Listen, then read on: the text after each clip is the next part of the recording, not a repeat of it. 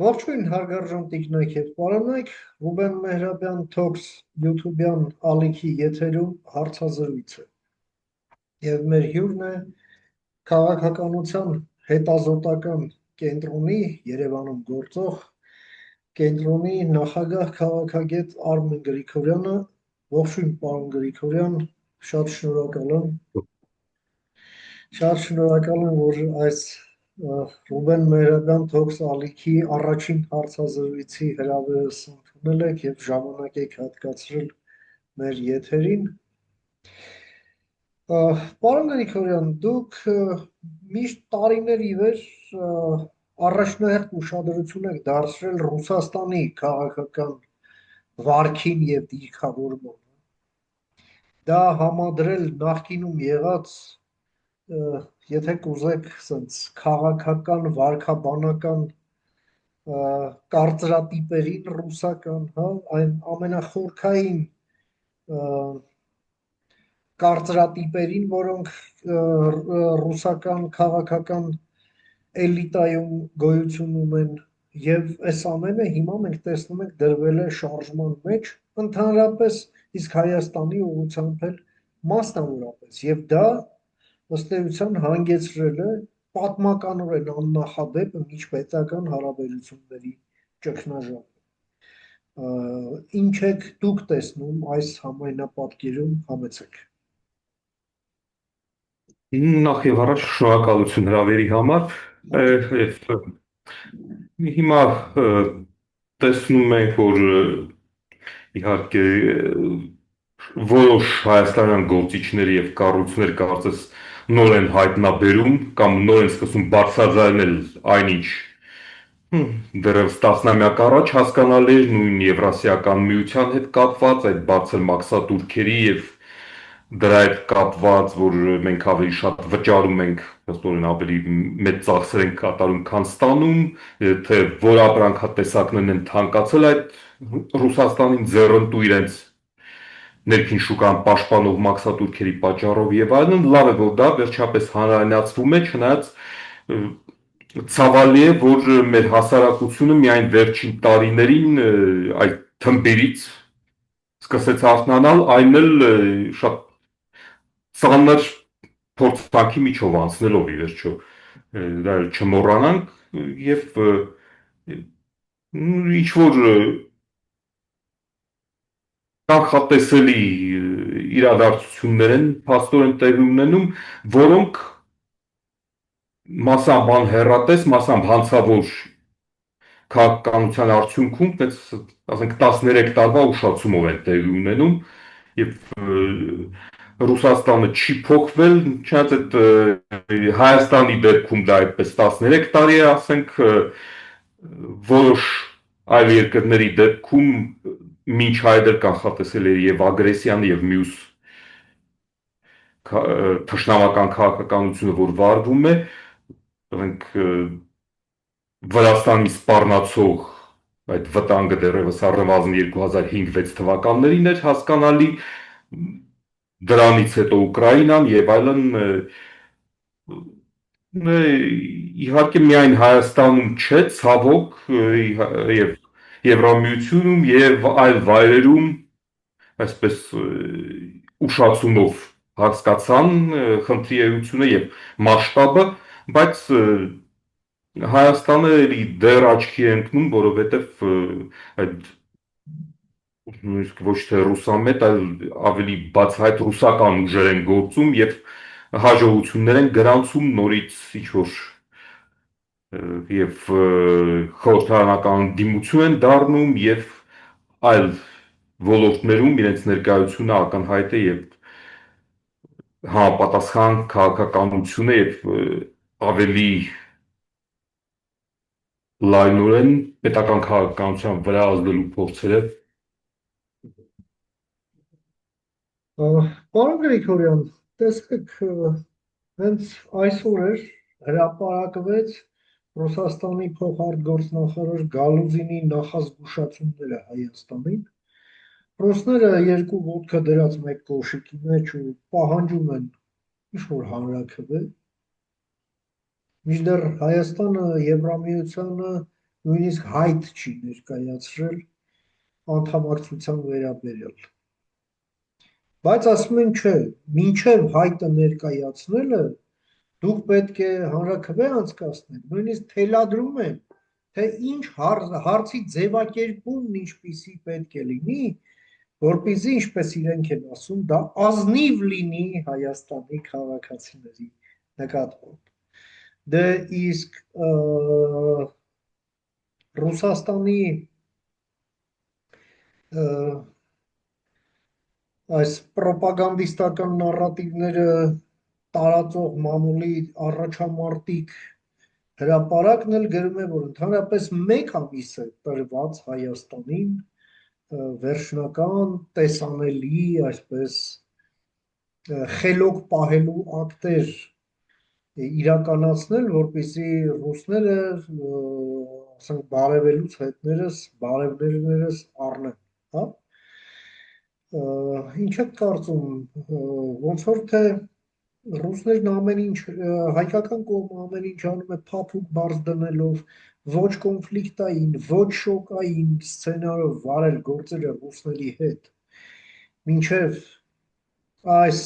պայմանավորվածությունները միսու արում կստանան, բայց ռուսներն ասում են ոչ, դուք ուզում եք առանց շոկային, համեցեք շոկ, դուք ուզում եք անցավ, համեցեք, ես ձեզ կցավեցնեմ, եւ այլն, եւ այդպես շարունակ։ Ինչ զարգացումներ եք դուք առջևում տեսնում եւ ինչ քաղաքական որոշումներ են եւ մոտավորապես ինչ ժամանակային հորիզոնում, որ պաշտոնական Երևանը պետք է ընդունի, որ քաղաքացիներին պաշտպանի այս վտանգներից, համեցեք։ Դե այդ մեկ ամսվա ժամկետը հավանաբար հենց իրենց մտահոգությունն է, տերերի մտահոգությունն է բացահայտում, որ մեկ ամսվա ընթացքում կարող են որոշումներ կայացել նախ հայ-ամերիկյան համատեղ նախագծերի թրիպի համատեքստում, այդ հայ-ամերիկյան համատեղ հետագա աշխատանքի մասին եւ երկաթուղու կոնցեսիայի մասին, որը ի վերջո անբաժանելի է եւ մենք այդ ընդդիմության մեկ տարի հենց օգոստոսի 8-ից հետո անցած տարվա տեսանք ինչպես էին իրանք այդպես սկզբում համատեղում նոյեմբերի 9 օգոստոսի 8-ի հետ պայմանով որ Ռուսաստանը փայ ունենա, հետո Trip plus BRICS եւ այլ նմանատիպ բաներ եւ հիմա երբ իսկապես արդեն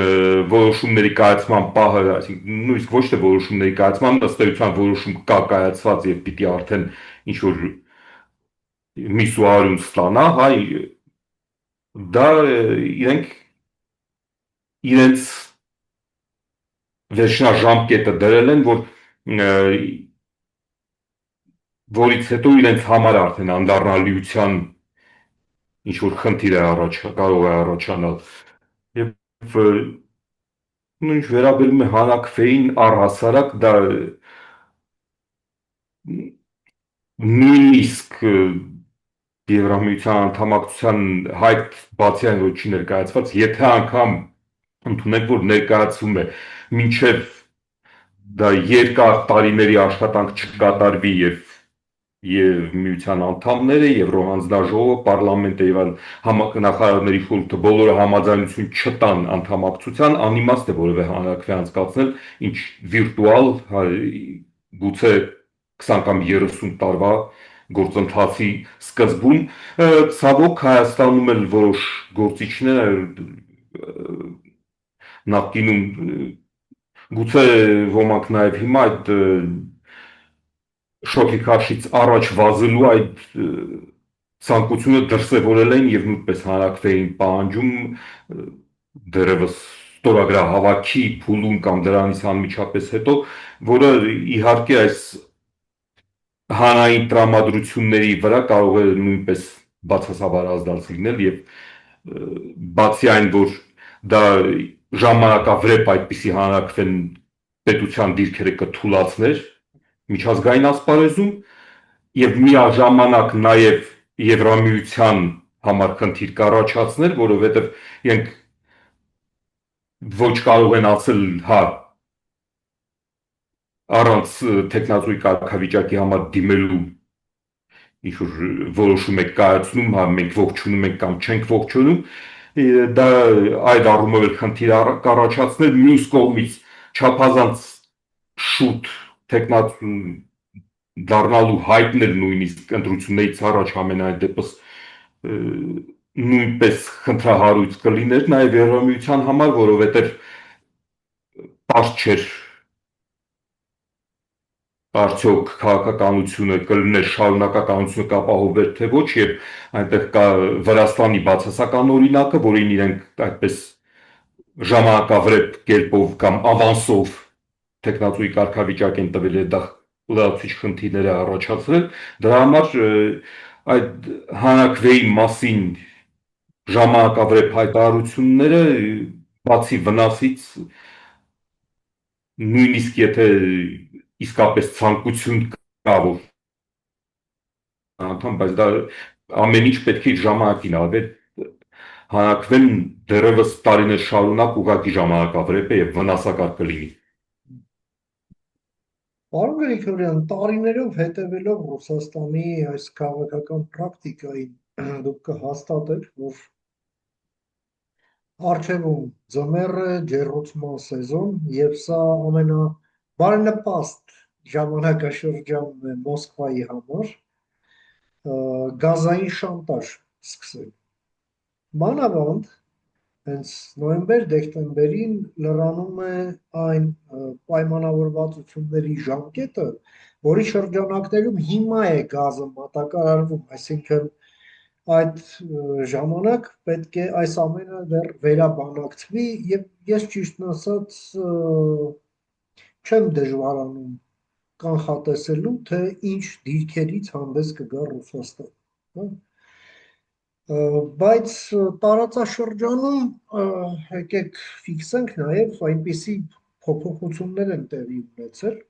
որոնք Ռուսաստանին բոլոր պարագաներում խաղից դուրս են թողնում արդեն ապրիորի։ Ինչ եք կարծում, սա որքանով կրիտիկական նշանակություն կունենա Հայաստանի համար, եթե Ռուսաստանը ինչպես մամուլն է գրում, որ իբր եթե Հայաստանն իրեն խելոք չպահի, Ռուսաստանը կանցնի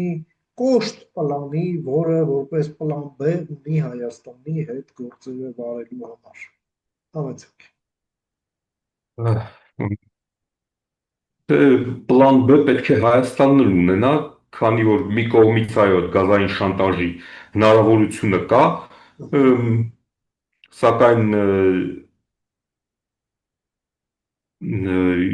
ոչ ամբողջական ծավալով օգտագործող այդ Իրան-Հայաստան գազատարական մի կողմից եւ ի վերջո չպետք է տաբու թեմա լինի նաև Ադրբեջանից գազ գնելու հնարավորություն անհրաժեշտության դեպքում եւ այստեղ մի ուրիշ խնդիր էլ կա, իսկապես առջևում ձմեռ է եւ մի կողմից Ռուսաստանը կարող է այդ փականը փակել, մյուս կողմից ասենք Յամալում բաշխիչ կայանները կարող են ուկրաինական դրոնների հարվածին ենթարկվել եւ Ռուսաստանն ինքը մեծ մասամբ կմնա առանց գազ։ Այնպես որ պլան B ունենալը մեզ համար այսպես թե այնպես կարևոր է եւ այստեղ կրկնում եմ տաբու չի կարող լինել, դա լինի թե ումից կարելի է գազը գնել, թե անհրաժեշտության դեպքում բաշխիչ ցանցերը ազգայնացնել եւ այլն։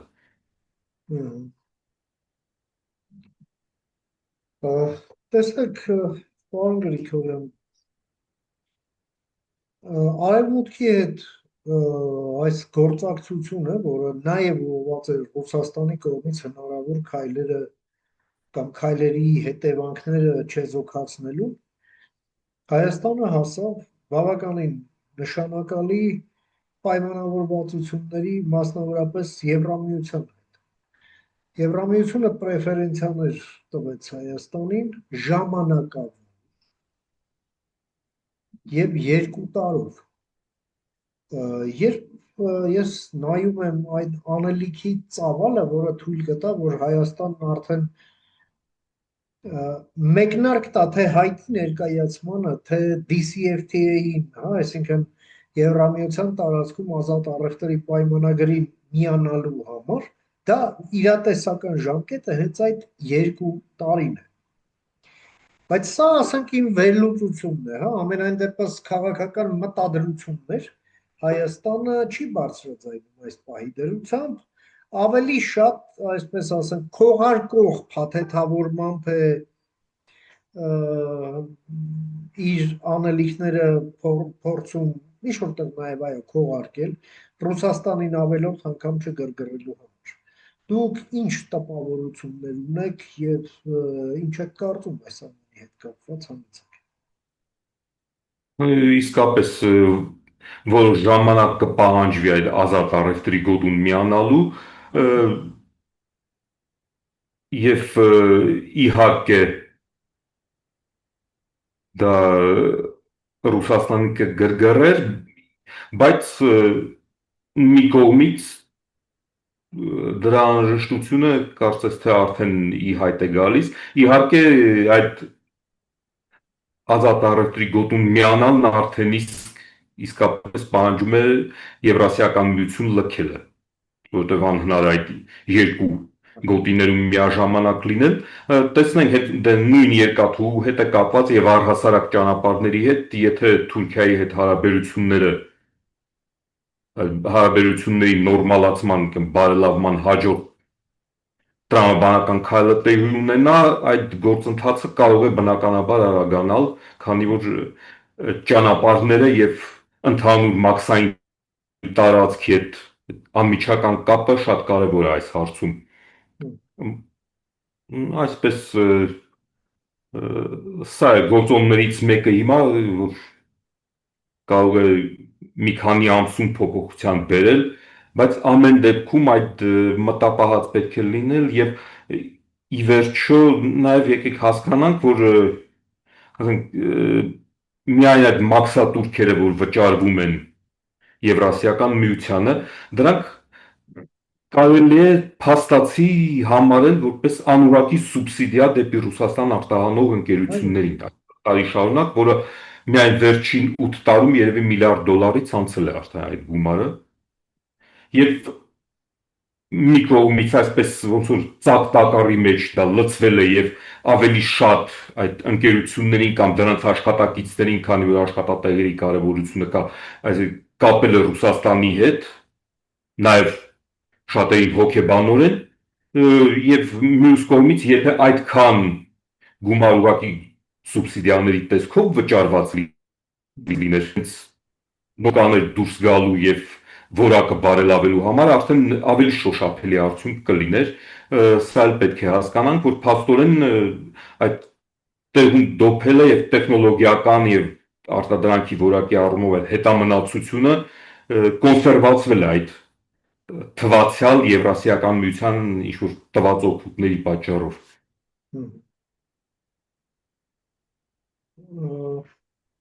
Տեսեք, պարոն Գրիգորյան, Ռուսաստանի հետ մենք այլևս որևէ օրակարգ չունենք ոչ անվտանգության, ոչ պաշտպանության հարցում։ Եվ երբ հիշատակում ենք այս համատեքստում Ռուսաստանին, ապա միայն որպես սպառնալիքի աղբյուր։ Ըստ էության հետաքրքրություններ չունի Ռուսաստանը մեզ համար որևէ ձևով, բացի այս իներցիոն կախվածությունն է, նաև որոշ էներգետիկ, այսպես կախվածություն, որ էլի իներցիայի արդյունք է եւ հաստատապես կրիտիկական չէ Հայաստանի համար, հա, ատոմային էներգետիկա, մենք հաստատ կարող ենք Westinghouse Electric-ի հետ պայմանավորվել, այդպես ինչպես բազմաթիվ երկրներ արդեն, ովքեր ռուսական պրոյեկտով ատոմակայաններ ունեն, արել են եւ հիանալի շարունակում են աշխատել առանց Ռոսատոմի։ Դե նավթ ու նավթամթերքը արդեն տեսնում ենք։ Մենք հիմա ուզենանք էլ Ռուսաստանից նավթամթերք չեն տա, իրենք չունեն։ Մնում է գազը, գազով են շանտաժանում։ Դա էլ կհաղթահարենք։ Բա հետո ինչ են ասելու։ բանակ էլ չունեն, որ ասեք դեսանտով ոնց որ գոստոմելում, հա, Կիևի տակի չեցրեցին եւ այլ, այդ պոտենցիալն էլ չունեն։ Ինչի վրա է այս հոխորտանքը եւ ինչից է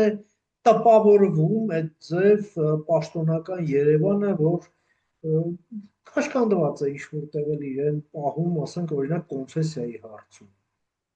Այս ռազմաբազան մեր ինչին է պետք։ Էրեբունի ռազմաբազան մեր ինչին է պետք։ Այդն չեն թռնում, թռվռում, ինչ անում, չեմ հասկանում։ Որ ինչ անեն։ Մեր ինչին է դա պետք, համեցեք։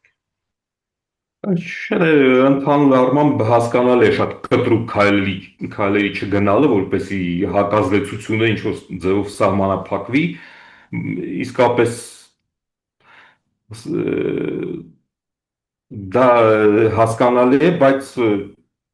կոնցեսիան նախ եւ առաջ երկաթուղու արդեն ուղղակի մյուս գործընկերները, որ գործնական ինչ-որ փուլ է մտնում, որոշակի պայմանավորվածություն եւ ներդրման հնարավորությունը կա եւ տեխնիկական աջակցության, դա արդեն գալիս է մի էտապի, որ այսպես շարունակել ձգձգել կամ կիսահղի լինել արդեն հնարավոր չի։ Հերթականությամբ մյուս հարցերն էլ կարող են հետո լուծվել։ Ատոմակայանը առաջիկա 10 տարիներին դեռևս կարող են ինչ-որ պայմանավորվածություններ, եթե Ռուսաստանը կատարի այդ պայմանագրային պարտավորվածությունը, բայց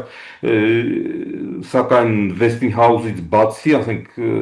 Սլովակիան ֆրանսիական Արևայի հետ էլ այդ փորձում։ Իհարկե այլ ընտրանքներ դարձյալ պետք է հաշվարկվի, բանակցվի, նաև պարտադիր չէ եւ նույնիսկ ցանկալի է, որ մինչև գործնական փուլի հասնելը այդպես ոչ հրապարակային գործընթացներ լինեն, սակայն մենք ի վերջո ինչքան էլ մեր ռուսական ընդդիմություն ասի, որ Ռուսաստանի հետ վատացրել ենք հարաբերությունները, մենք էինք մեղավոր, նույնիսկ ինչ որ այս կամ այն հարցում, բայց միշտ հակառակն է եղել, Ռուսաստանը իր այդ հիվանդագին ամբիցիաները փորձել է ազդեցության վերածել եւ քանի որ ոչ փափուկ ուժ, ոչ ասենք ինչ-որ գրավչություն չունի, միշտ դա շանտաժի լեզվով է անում եւ ի վերջո բացահայտ ասում է, որ ինչ-որ տարածք է, որը պետք է իրենը լինի, ոչ ձևական անկախություն հռչակած ինչ-որ միավոր է այդպես, եւ մյուս կողմից Հայաստանում կան եւ իբրև թե ազգայնական ուժեր եւ եկեղեցական վերնախավի զգալի մաս այդ համանքային մտածելակերպի կրողն է, որ նույնպես պետականության դեմ է գործում եւ անգամ դեմ չէ պետականություն զոհաբերելուն ինչ որ թվացial անվտանգության դիմաց, թե չէ տնտեսական համագործակցությունը մասնավորապես մենք իհարկե դեմ չենք, եթե իրենք կարող են ապահովել նույն գազի մատակարարումը առանց դա շանտաժի գործիք դարձնելու, չնայած իրենք արդեն 20 տարուց ավելի ամբողջ Եվրոպայի հետ դա դարձել են շանտաժի գործիք, քանի անգամ ասենք 2009-ի հունվարի հենց ամենացուրտ ձմեռներից մեկն էր, փակել էին եվրոպացիների համար այդ գազի հետ եւ նույնիսկ իրենց նկատմամբ բարեկամաբար տրամադրված երկրներից մեկը Սլովակիան էր ամենաշատ տուժողը, բայց եթե հացահատիկը ավելի նպաստավոր պայմաններով կարող պատրաստ են եւ ունեն վաճառելու կամ ձեթը արևածաղկի եւ այլն, խնդիր չկա, մենք ի վերջո նույնիսկ եթե Եվրամիության հետ ազատ առևտուր լինի, դա ի տարբերություն ԵԱՏՄ-ի դա չի արգելում երրորդ կողմերի հետ էլ ազատ առևտուր ունենալ, այսինքն մենք անմաքս ներմուծենք նույն ռուսական ապրանքները, եթե ցանկանանք։ Տարբերություն ԵԱՏՄ-ի, որ հենց այն ժամանակ էլ դրա կողմնակիցները ասում են, որ Եվրամիությունն է կամ պայման դրել, բայց կամ-կամը հենց ԵԱՏՄ-ն է, որը բացառում է այն, ինչ ասենք, Վրաստանը ունի եւ Իրանի հետ, եւ Չինաստանի հետ, եւ Ամերիկայի հետ, եւ Եվրամիության հետ DCFTA եւ տարբեր ազատառևտրի պայմանագրեր ունի, որ մենք ԵԱՏՄ-ի պատճառով չենք կարող ունենալ։ Պարոն Գրիգորյան, եւ այս ամենն էլ ոնց որ ասում են ծաղկացնում է այն պրոռուսական էլ չէ, ռուսական ընդդիմությունը, որ այսօր պաստորեն սաբոտաժի է ենթարկում Հայաստանի թե արտաքին քաղաքականությունը, թե ներքին քաղաքականությունը, կա մի ռուսական սկզբունք, հա, որ ես քեզ համոզել չեմ էլ փորձում, բայց կարող եմ հարամել, հա, մոտավորապես այս տրամաբանությամբ էլ գործում է։ Սրա հետ կապված ինչա պետք անել ձեր կարծիքով, որը համահունչ եւ համակալ կլինի այս օրակարգին Հայաստանի ներսում, որպես ամփոփում համեցեք։ Դե մենք դեռևս այսպես ռեակտիվ ոչ թե պրոակտիվ գործողություններ ենք տեսնում պետական մարմինների կողմից, որը ոչ բավարար հակազդեցություն հենց նույն ռուսական ուժերին կամ կառույցներին եւ նրանց քարոզչությանը երբեմն նույն մեթոդներով հակաքարոզչությունը տեղի ունենում, որը նրանց դարձյալ առիթ է տալիս ասելու, որ ատելության խոսքը հենց իշխանություններն են սերմանում կամ հայհոյախոսությունը եւ այլն, եւ հենց ինստիտուցիոնալ մեխանիզմները բավական ազդեցիկ չեն կամ չեն օգտագործում կամ ինչ որ հաշվարկ կա, դրանք ամբողջությամբ չօգտագործելու նույն ընտրությունների համատեքստում նախընտրական ու որոշ հետընտրական գործընթացների դեպքում ենք նկատում, որ դա նաև թույլ է տալիս այնպիսի մեկնաբանությունների, որ կամ թյուրիմացության կամ գուցե հենց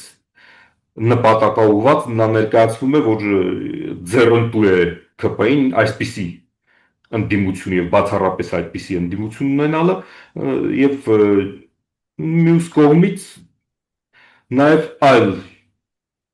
կարգազանց կամ օրինախախտ խմբավորումներ կան կիսակրիմինալ, որ նորից ինչ-որ հակազդեցության չեն հանդիպում, ինչ-որ ներողամտություն է ցուցաբերվում եւ սա ընդհանուր համակարգային խնդիր է ի վերջո, որ պետք է լուծվի, ինչ-որ հնարավոր չէ անընդհատ այսպես ոչ մեկին չափազանց մեծ նեղություն չտալով գնալ առաջ եւ ասել, որ մենք երբ սկսած են Ալբանիա չդառնալուց եւ մինչեւ հիմա այդ դատական համակարգում այդ հայտնի խնդիրները պահպանելով եւ միաժամանակ ասելով, որ մենք օրենքի գերակայություն ենք ուզում ապահովել ներդրումների համար նպաստավոր իրավիճակ, որ պաշտպանված լինի մասնավոր սեփականությունը, ներդրումները եւ այլն, միայն այսպիսի դատական համակարգը արդեն իսկ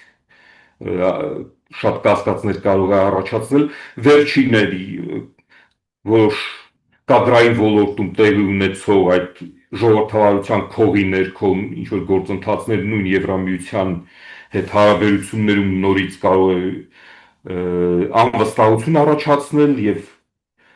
հիմա